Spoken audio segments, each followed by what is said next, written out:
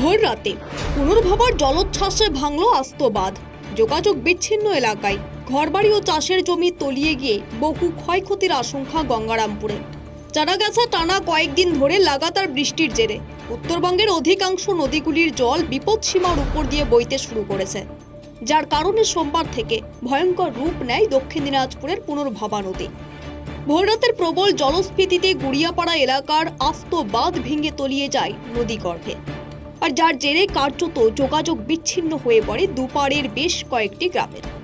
জলে প্লাবিত হয়ে বন্যার পরিস্থিতি তৈরি হয়েছে ফটকপাড়া, সয়রাপুর, বেলবাড়ি, নন্দনপুর সহ 6 থেকে 7টি গ্রামে।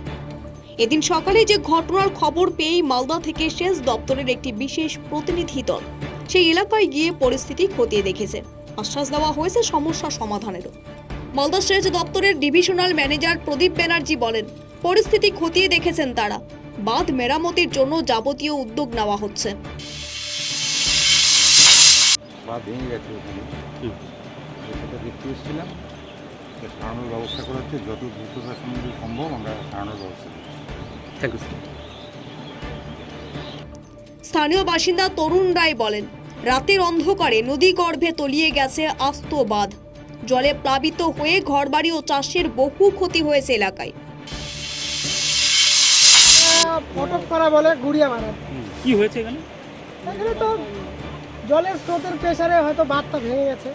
মানে এতে কতটা কোন কোন এলাকা জল ঢুকলো? এতে কোন কোন এলাকায় জল ঢুকলো বলতে ফটকপাড়া, কার্গিল মোড় এদিকেই যাবে, কারণ ওইদিকে তো যাবে না। এইদিকে যতটা আছে সবগুলো ডুববে। এতে ফসলের ক্ষতি হলো?